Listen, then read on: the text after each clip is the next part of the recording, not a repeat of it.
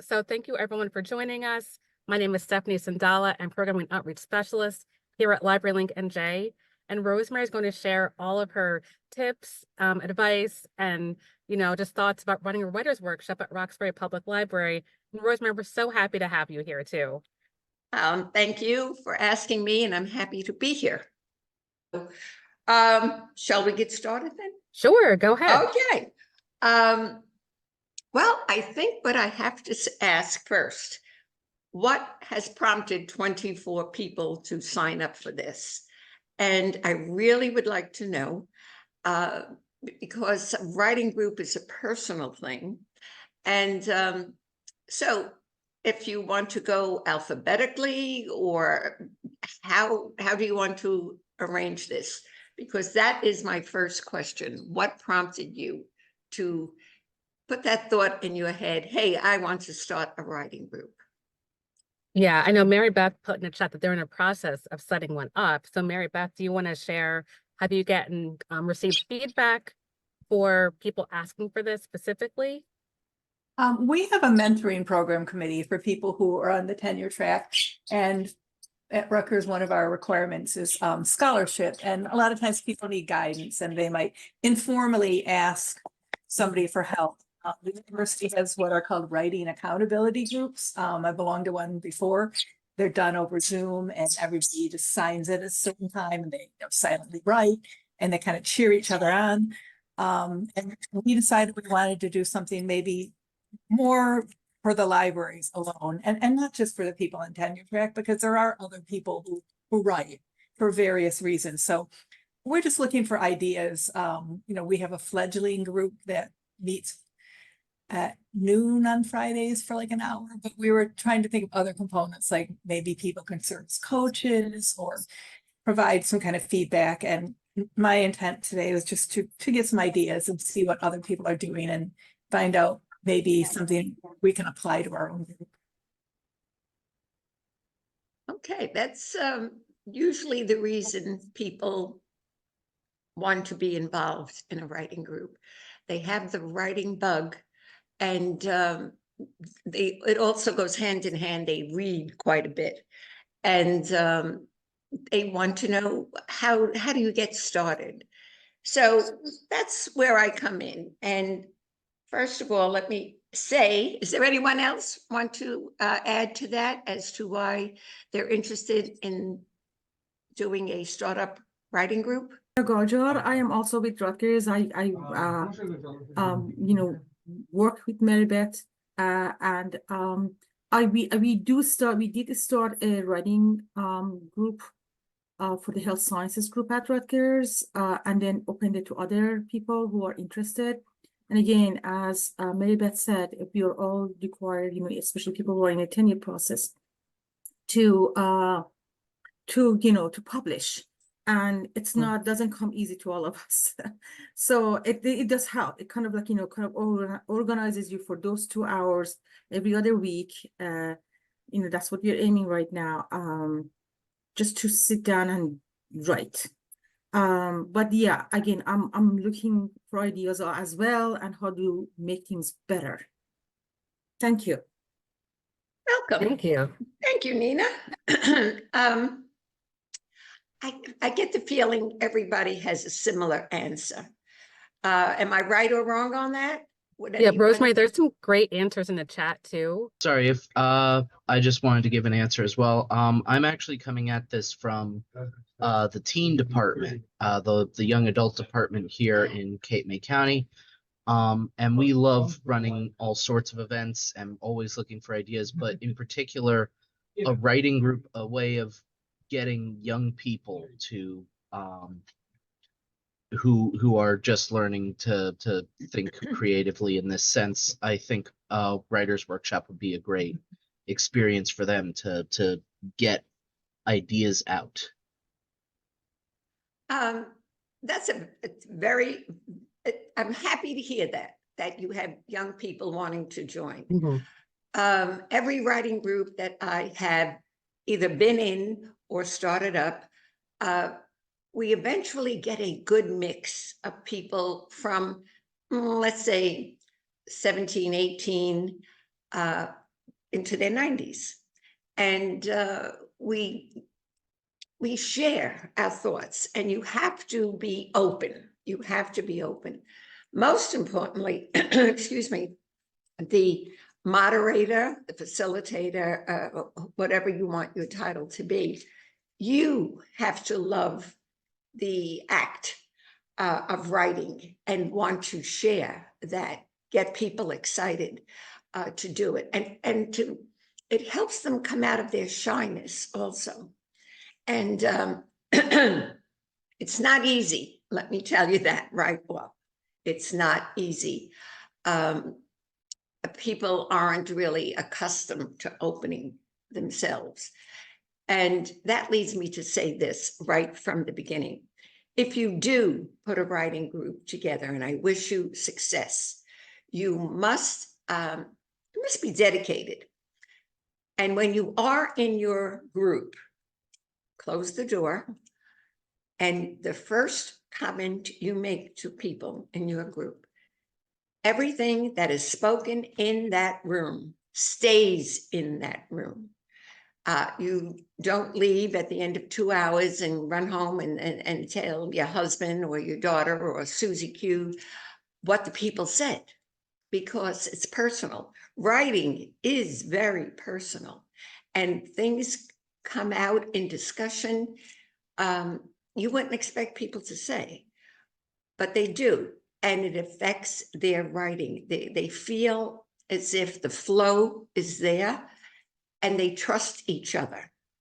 And all my, I hate to say years, but it's true, that's what people appreciate the most, that what we say in our room or our living room or a space they give us at the library or wherever, the clubhouse, stays there. And if you don't have a door, it's just, let it be a make-believe door, and you know that they are free to speak. That leads me to saying something else. If you feel could be a problem with abuse, speak to that person privately, and if they need help, then maybe you can give them that courage to get help outside of the writing group.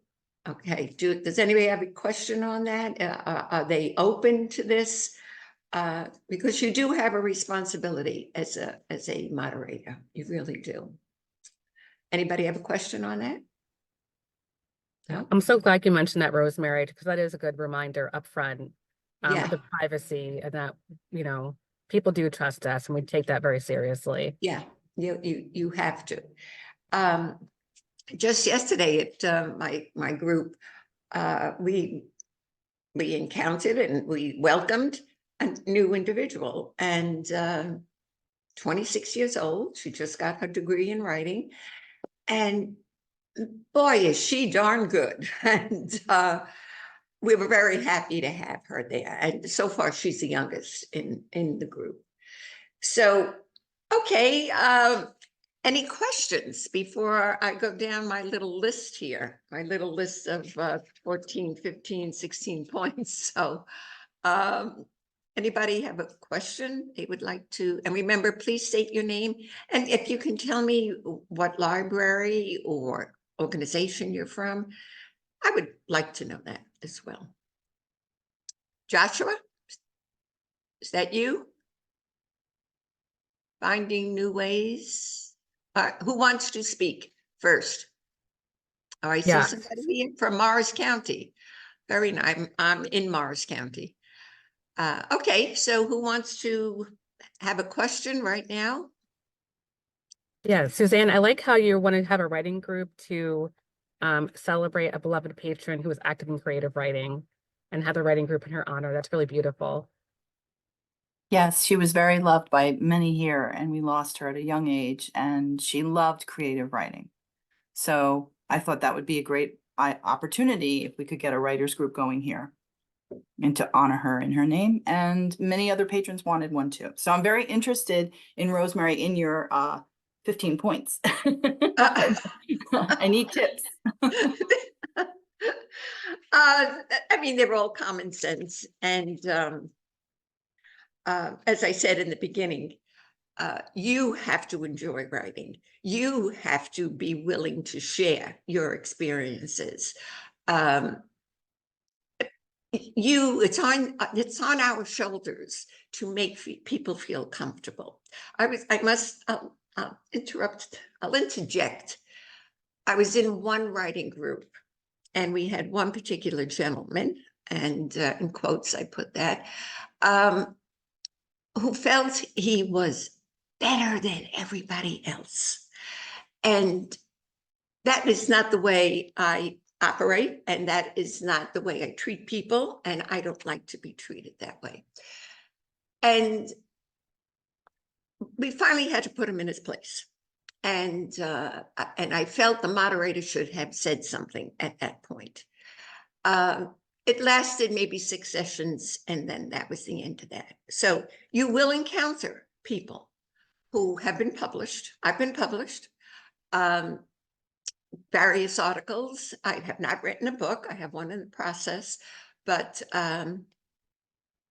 you will come across that people who think they've been published, they know it all. So you have to be willing to understand that, where they're coming from, and how to speak your mind, and try to let them understand.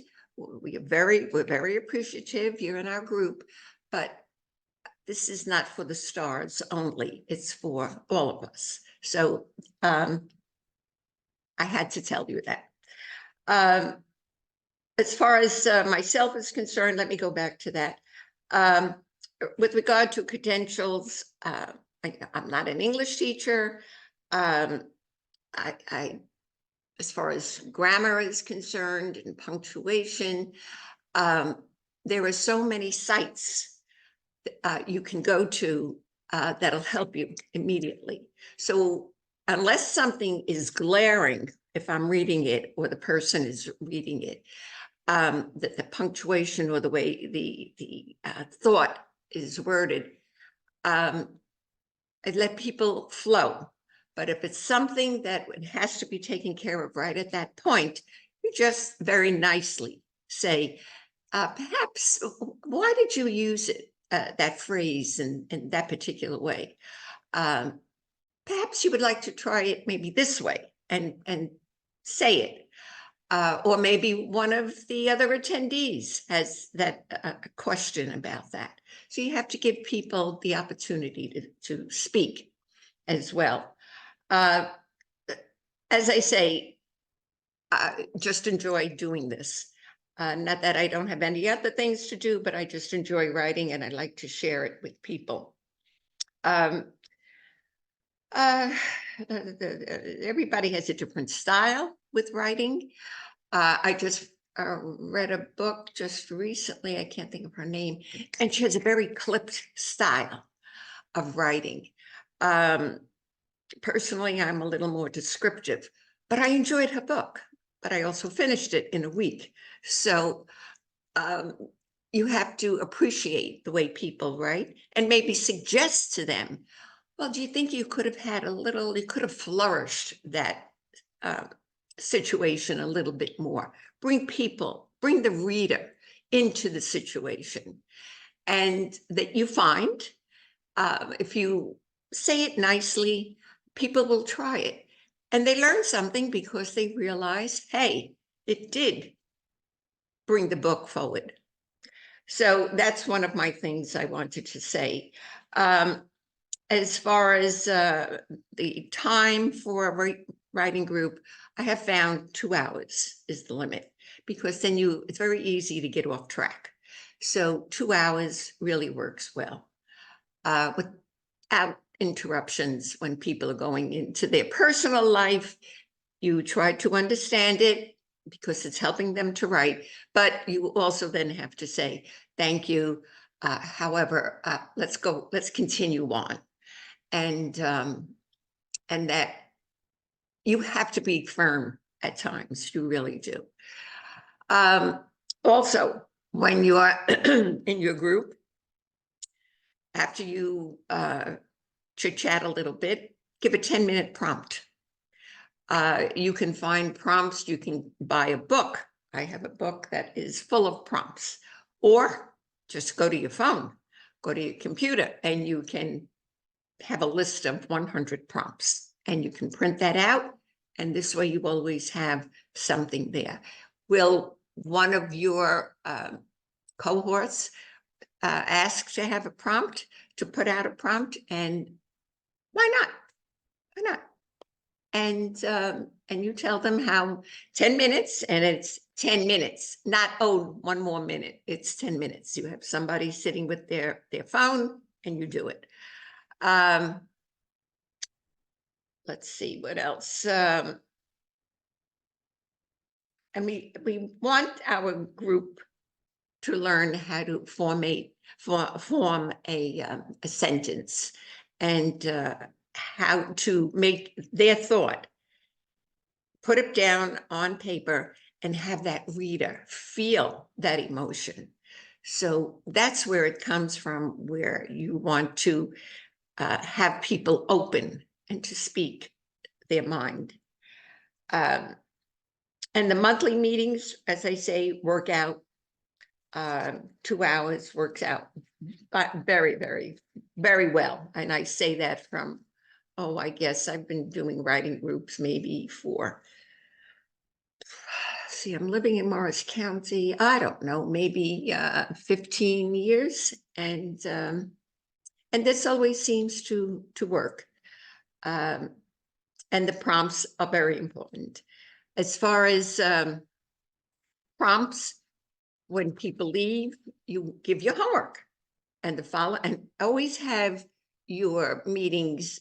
Try to pick a day in the month where it's always either the first Monday or the second Tuesday or the third Wednesday.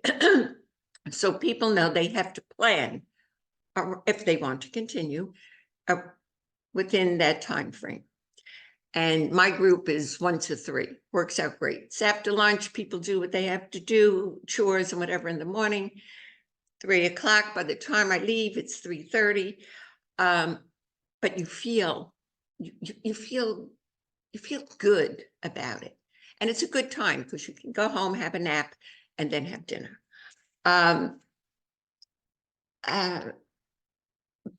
That's really my points. It's just common sense. And if they ask about grammar and vocabulary and all that, we can look it up right there online while we all take our phones. And if you want to do that, but I feel it takes away from what we're trying to do, to get thoughts out and to write those thoughts.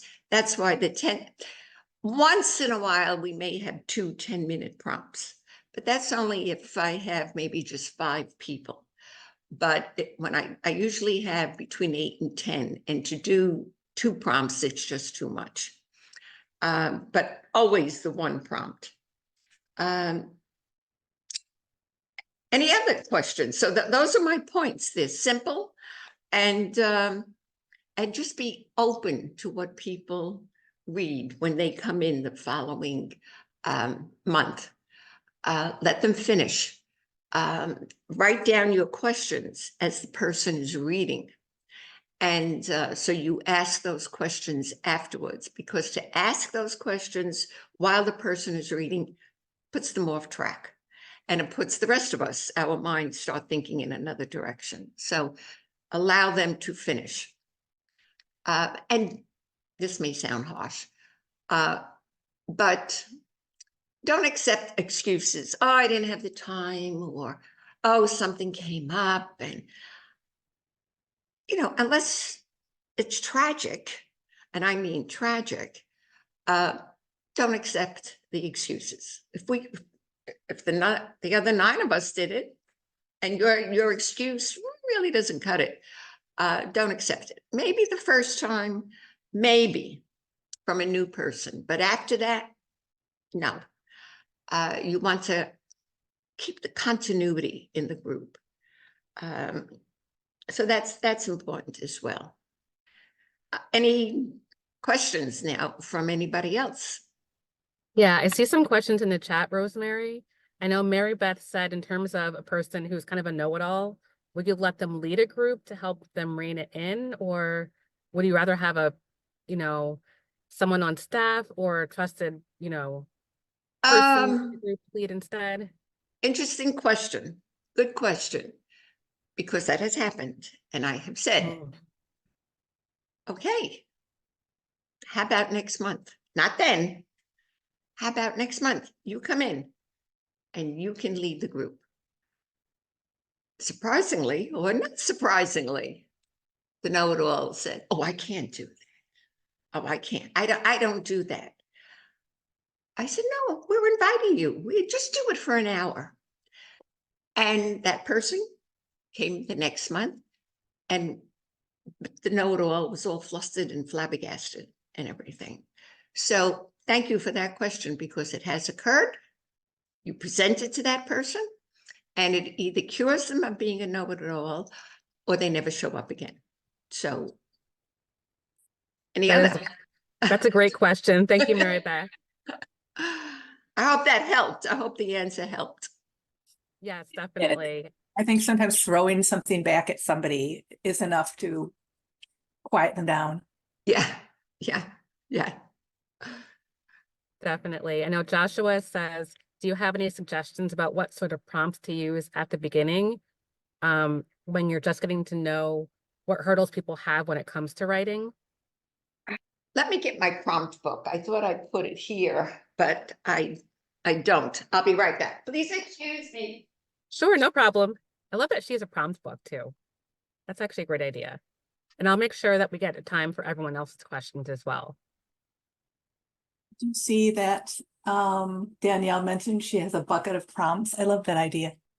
Love that. I was just looking at that comment too. That is really cool. Okay. Let's see, my bag of tricks. Okay, so first of all,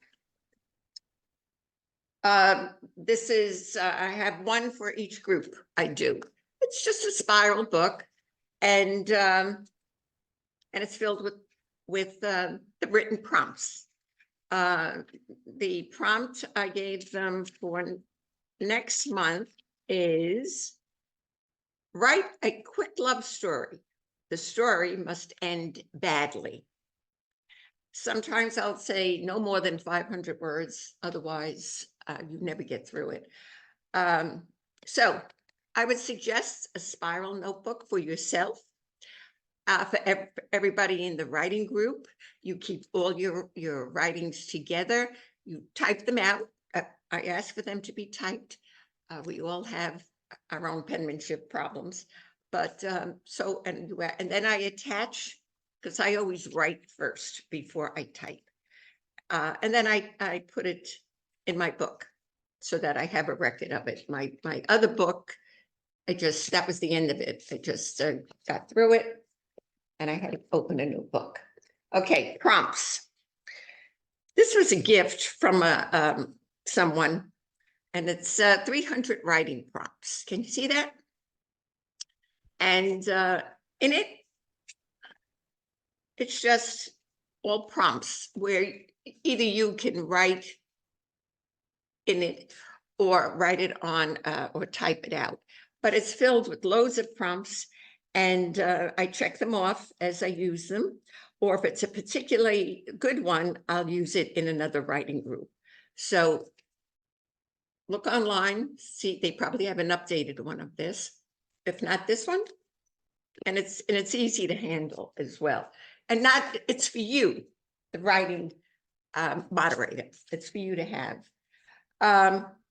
This is another book that I go to, and it's called Room to Write: Daily Invitations to a Writer's Life. Also very helpful, also extremely helpful. And you see that? I don't know if you want to write it down. And in it has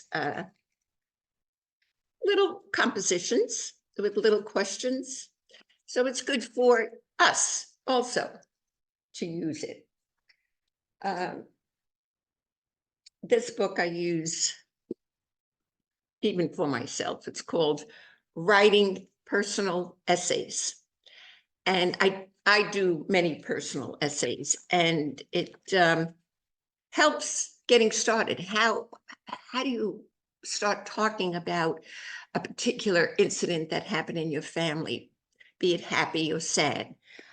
So this is good for you, because then you can carry that information to your group. I don't like to say class, but group. So that's where I get my prompts from. And this is from another group. So this is my loose leaf. I write, and then when I type it, and then I attach it to my written work, and that helps me. And then in the long run, when it helps you, it helps your group. I have the support of the library, which is very good. My other group is here in my community, so the support is from the group. I just enjoy it. Oh, this I must show you. This is, okay. So, my group in Roxbury, New Jersey, we've been together 4 years. We got through COVID doing work online, and it was, so we're pretty cohesive. I have 8 solid people who come every month. And others come and go, come and go. Why do they come and go? Bottom line is they really don't like doing the work. And why be in a writing group if you don't want to do the work? So the library was going to have its 3rd art festival. And I asked the director, writing is an art, could we be part? And she was floored. Nobody ever volunteers, but she said, sure. So my group got together, and I had to make a chapbook. Does anybody out there know what a chapbook is? Anybody? Chapbook? Well, we didn't. So I looked it up. God bless the phones, I have to say. The title came from 1700s London, in the 1700s. And the men would go out on the bridges and set up their little tables, pretty much like we still do these days. And they would sell these little books, 5 by 7, of people's works, their writings, their poetry. And they would sell them. And it came from, and where the chapbook came from, it was the old chaps who were selling the books. So therefore, it became a chapbook. So we did. This is the first edition, a collection of short stories and poems. And we had in here the introduction. And so we had in here the acknowledgement, the friends of the library in particular, but also the director and the coordinator who I started working with right in the beginning. And then I made a list of all of the people who were in the group. I gave it a title, Inspired Musings, Participating Writers in Alphabetical Order and Their Stories. So, and those are their names and their stories. That was the second page. And quite a few people who were interested. And then we started, here was the first, Chris, his 3 stories followed. And Rosemary, we had some really nice stories in here. And yeah, and this was mine. I took the liberty of putting 5. But I told people anything if up to 5. 3 had to be the minimum and 5 the max. And then that was mine. And then I had the stories. Believe it or not, we sold some and it was exciting. So I brought that up only because something to strive for, if you want to use that word. And in fact, when I had yesterday's meeting, this was our first meeting since we had the festival in April. They wanted to know, what are we doing next year for next year's festival? So we already took that under our wings, and now we have many more months to work with. And so these are things you can look forward to also. I feel I'm talking too much. I need some feedback. Oh, no, you're not. I know Danielle asked how long it took you to publish your chapbook, which was amazing. Thank you for sharing that too.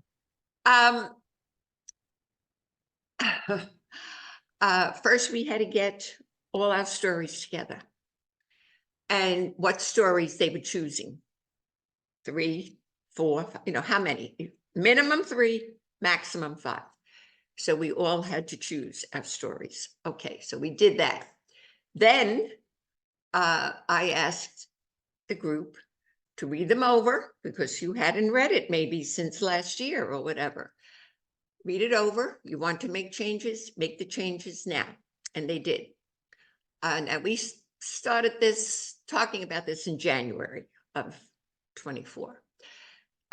So they did that. Then we gave each other our stories to read.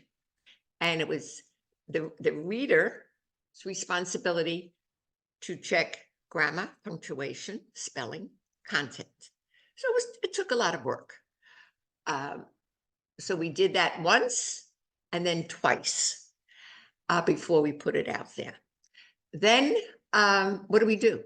Okay, we have this. Now what do we do?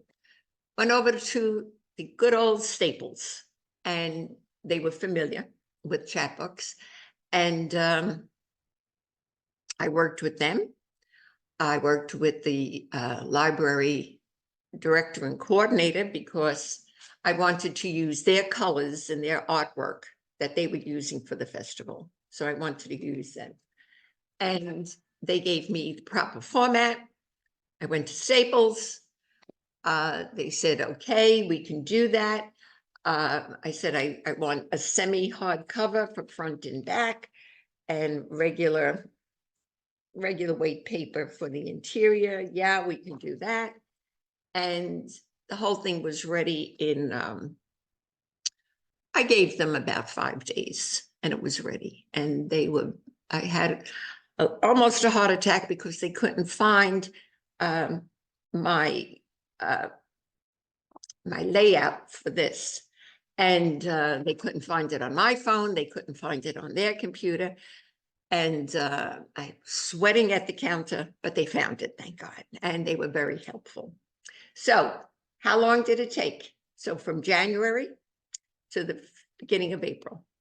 That's how long. And it didn't stop us doing our monthly prompts. Still expected those prompts every month and doing our prompts during the week. So any other question about that?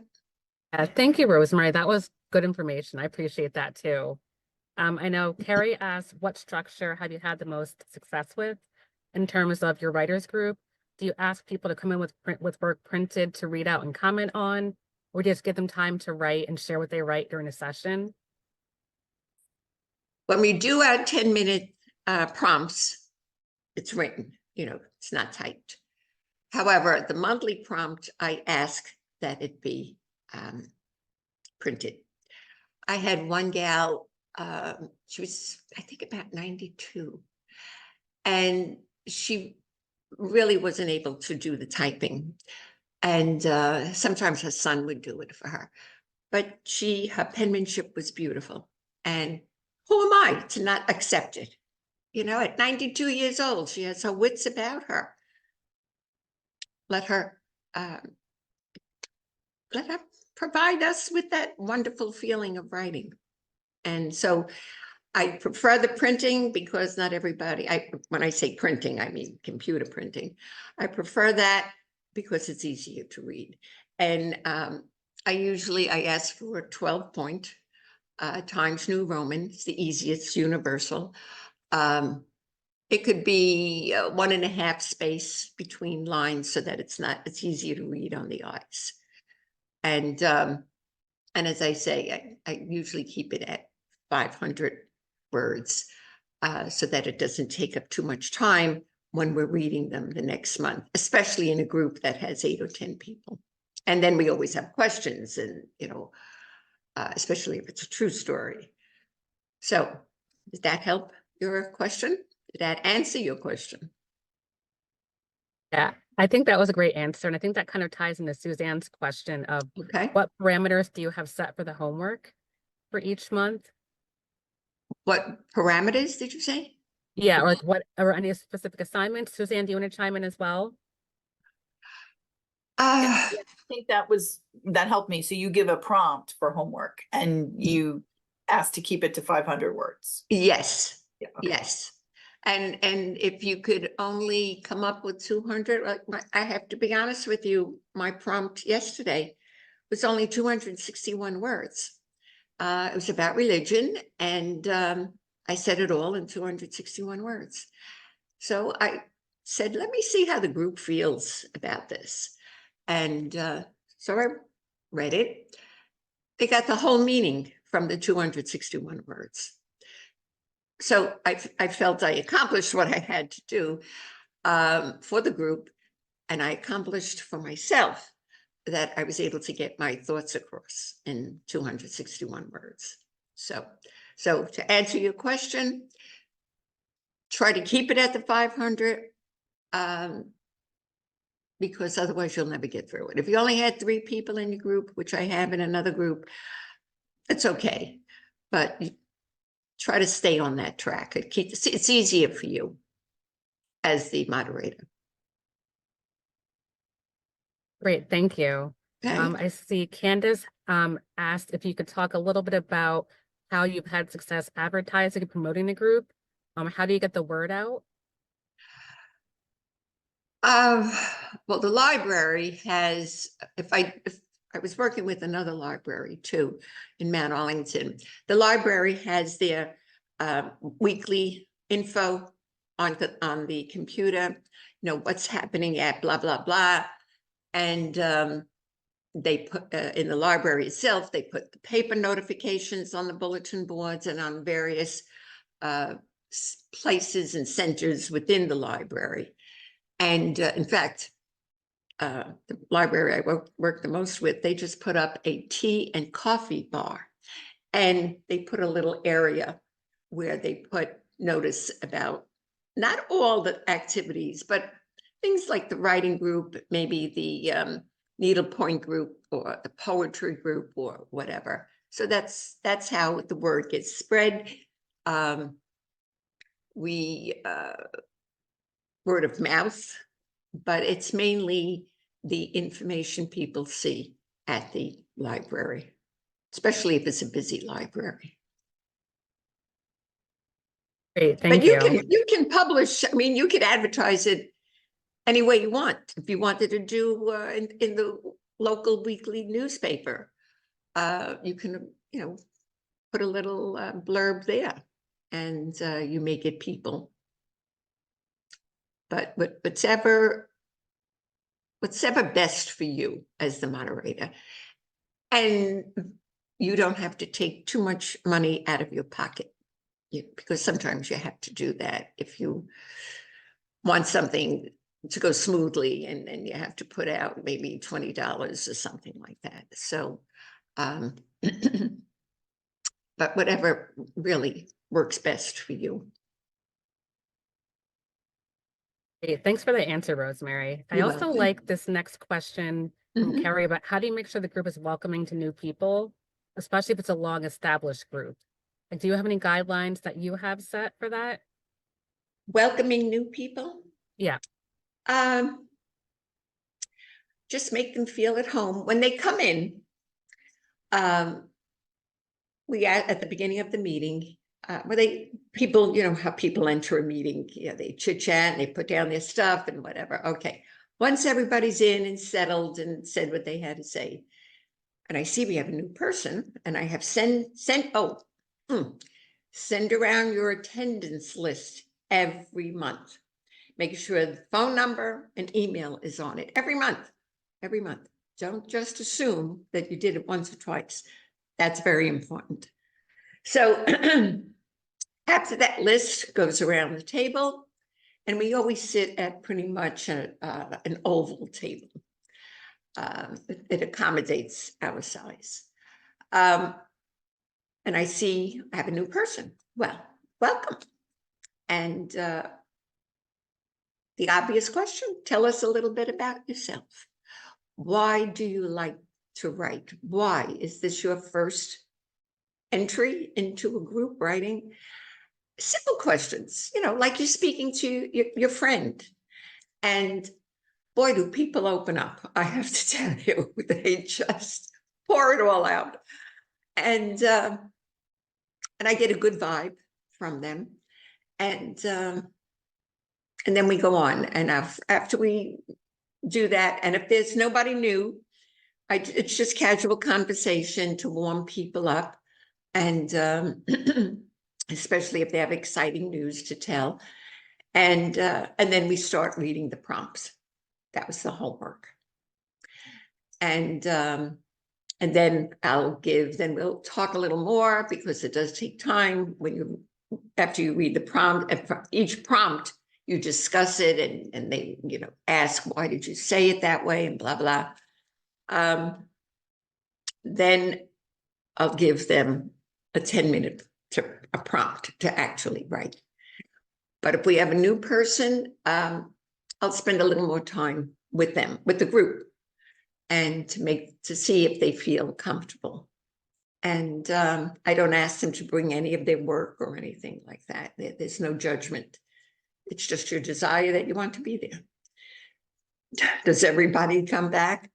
As I say, not all the time, because they just don't want to do it, or they feel they're better than the group. So, and maybe they are, you know, but they never stay long enough for us to really find out. I hope that helped. Yeah, that was a great answer. So that was actually my question too. Oh, okay, good. Anybody else? Yeah, I see Danielle has a few questions, so I just want to combine a few of them. Okay. This is really good. I didn't think of this, but do you recommend people bring in computers or laptops, or is it all handwritten work? And how would you advise, maybe for teens, would technology be good for teens? Would that be too distracting? I know your experience is more with adults, but I wanted to get your thoughts on, do people bring laptops with them, or how do they write, and what works best for them? They want to bring a laptop, sure. And, you know, laptops are quiet, compared to the large computers, and they don't make that much noise with the tick, tack, tick, tack. So I don't mind. If that helps you to bring forth your thoughts, by all means. The majority of people I've dealt with in the age range from teens to 90, people just enjoy the writing part of it. And it gives me such a good feeling to hear, and I'm writing my prompt, and I hear everybody else writing, you know, and scratching out and putting in something else, and turning the paper, and it's such a good feeling. I can't explain. It's just a good feeling that we're all together, strangers in the beginning, and here we are writing sometimes very personal stuff. So, but yes, you bring your, you know, the only thing I really wouldn't accept would be if they're speaking into the phone, they're dictating. And it's just too mind-boggling to even think about that, because that would disturb the thought process. So, and as you asked about teens, how to make them feel comfortable. Yeah, how to make them feel comfortable, or I guess using technology. I think teens would be okay with like writing too. I think a lot of teens now are really into writing and stationery. So yeah, I think that would, yeah. They are. In fact, they come with their own notebook. May not be, an 8x10 spiral, but they have their own little notebook.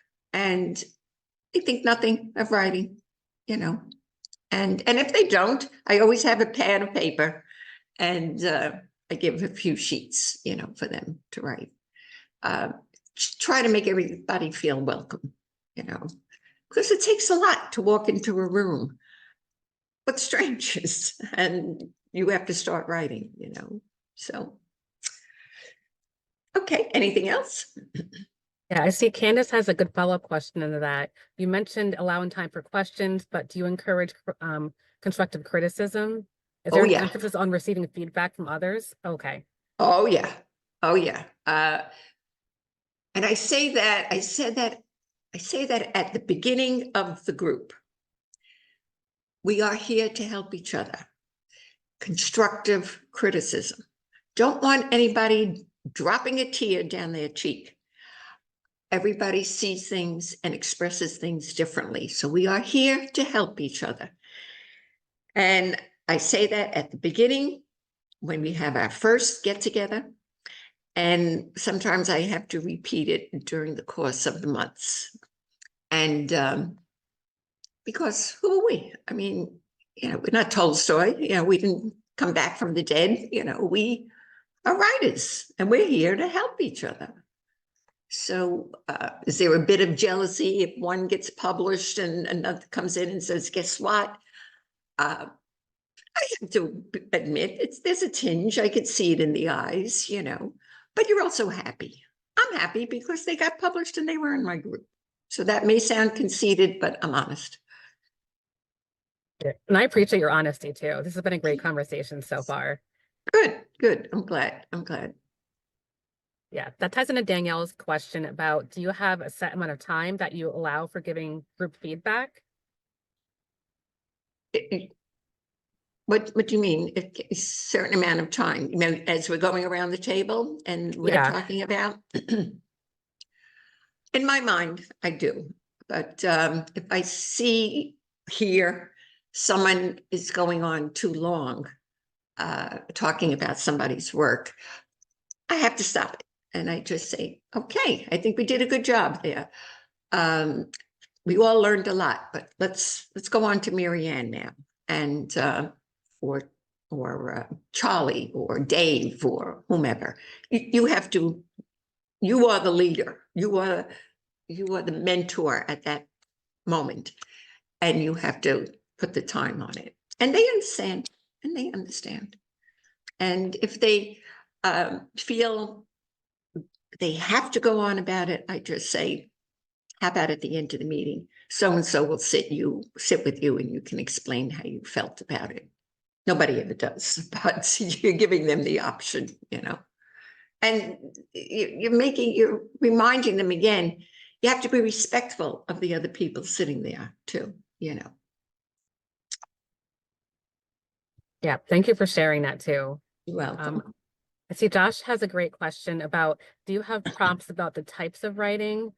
So not just the subject, but specifically like story arc, concepts, flow, or is it just more like free flow? However people write. If I'm giving them a prompt, they have to stick to the prompt, but they can write about it any way they want.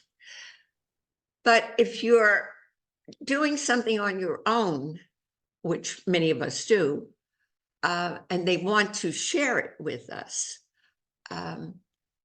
we're all open to asking them, well, what are you looking for? What in particular is your stumbling block here? What would you like from us?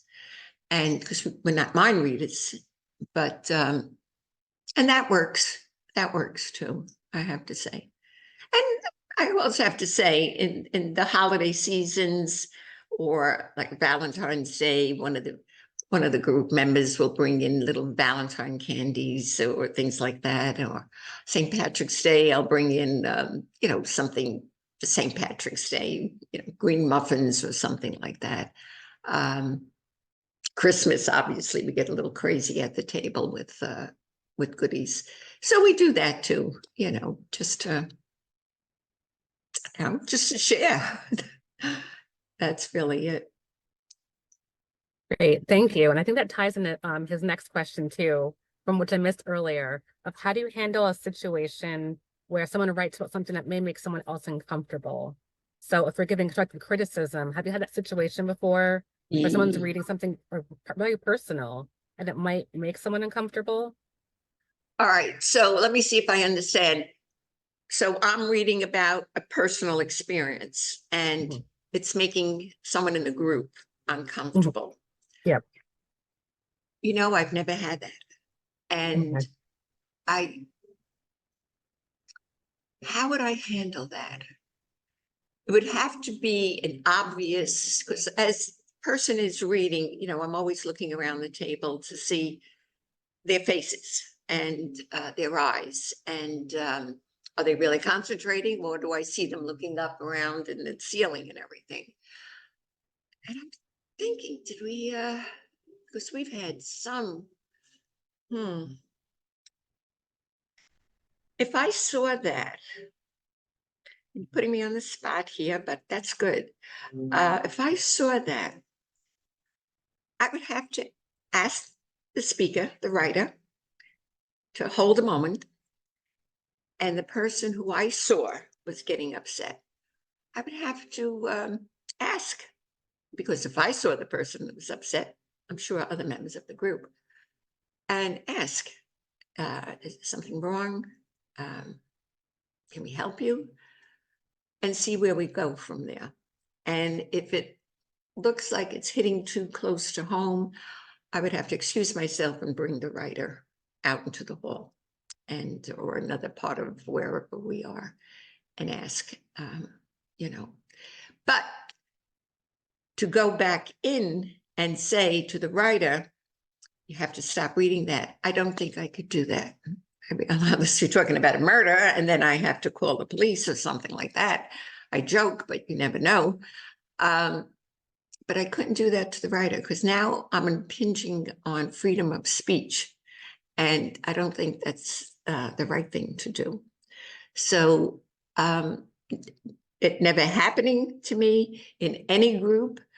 I think that's the only way I could handle it, you know, based on, you know, experience. And believe me, some of the stories people write about their personal lives, I know I've said this many times, you have to hold yourself back and say, oh my God, how did this person live through it? So a moment like that hopefully never comes up in your group, but be prepared in your mind. As long as that question has entered it, be prepared in your mind. How would you handle that? And now I think I know how I would handle it if something like that came up. Yeah, thank you, Rosemary. I appreciate your honesty about that answer too. Oh, you're welcome. I hope the group is enjoying our discussion here. I learned so much. I think I got everyone's questions. If I missed any, please feel free to unmute yourself and put anything in the chat that I may have missed, but I wanted to cover everything. This was such a great chat, by the way, too. I Good, I'm really glad. loved everyone's feedback, insight, suggestions. And Rosemary, you have such a wealth of knowledge. I appreciated our conversation so much. So I'm so glad that you were able to do this with us. It's so Oh, thank you. informative and insightful. Thank you. The words are very pleasant to hear, and I will take it that you are truthful about Yes, it. no, I see all the praise in the chat too. And because I've been around long enough, you know, you almost want to say, you know, just what I said. I've been around long enough. I don't have to hear the phony baloney. But thank you. I enjoyed doing this. I really didn't know what I was going to do. I made some notes I typed up. You know, that's just about it. Would you like to hear something? The 260 word? Yes, I would definitely. All right, it's quick. Okay. I'm in the process. Well, I've been in the process for a few years since COVID writing a fantasy story about Elvis. And Oh, that's so amazing. yes, and I really would love to get it published, and but I get stymied by other things. That's the way life is, I guess, you know. It is. That's in my other notebook. I'll be right back. Thank you. And the reason I suggested it is because it's only 261 words. So Okay. this was the prompt I gave that the group. This is my the larger group, the largest group, the one that has 10 people. I gave it to them in April so that it would be ready May 6th, and we meet the first Monday of every month. So the prompt was, does religion play an important role in your life? Why or why not? Just because I was baptized a Catholic does not mean Catholicism is the only religion I believe exists in our world. Having aged and matured, I have been afforded the opportunity to be introduced to other creeds, which may not necessarily be religious in nature, to God or gods. There are those who are passionate in their dogmas to a power or forces that or who control their lives in thought and body. Unfortunately, when philosophy combines with politics, it may lead to fanaticism, and this may lead to war. But I digress and will return to the point of the prompt. Being exposed to 14 years of a Catholic education, my views of religion may be a bit skewed, albeit I do not abide by all the tenets of my faith. However, in times of despair, I find myself praying to Jesus Christ, one and the same with God and the Holy Spirit, Mary, the Blessed Mother, as well as the saints. Does religion play a role in my life? With my upbringing, how could it not? However, with the prominent role of child rearing, although not devout in their faith, is awarded to my parents. They instilled being good and kind, definitely not a saint, in me, which I believe have made me the person I am today. This is my children's legacy. Religion plays an important role in my life to the degree that I am tolerant to the views of others, although they may be activists in thought, not in action. I accept them as an individual. So that's the kind of writing that I do. And other people had different thoughts. And that could have been a very touchy subject, religion. But I say that, and I say that to the group, when you're working with the prompts and you're giving the prompts, don't go looking through them and say, oh, that won't work. Oh, I can't say that.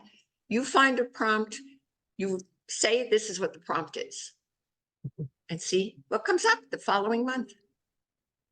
And I think that's how to be a true moderator. Don't be afraid of topics and subjects and what people may say. So, and don't be afraid. Your viewpoints may be different than, you know, Chris's points next to me. So I just wanted, so you have a handle on, my writing is more descriptive than that, but you can only say so. I felt I could only say so much, and that's what a writer should feel when you're happy with it. Any comments? Yeah, thank you. That was so moving and touching too. And I really like I'm that as a glad. prompt. I'm So glad. that prompt could lead to so many good writing ideas and inspirations. And I really like that prompt a lot. So thank Good. you for sharing that with us. You're welcome. You're welcome. I hope it was helpful to the group. It was, thank you. Good. And if anyone else has any last minute questions for Rosemary, we're happy to stick around. Thank you again for being here. It's been such a lovely conversation. I've learned so much from people in the chat, from Rosemary herself. So this has been really wonderful. I will get in touch with you about our next chapbook also. Yes, please do. Because I don't know if I mentioned this to you, but I suggested to the group, next year, we will do a compilation of all of us but we will also do our individual Oh, chapbooks. that's so cool. So, and a chapbook really should only be about 50 pages. They may extend it a little more for a compilation, but keep it at 50.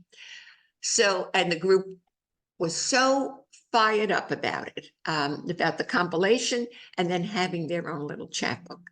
So, so we're doing that, and we're looking forward to it. So if you come up with any questions, just send me an email or whatever.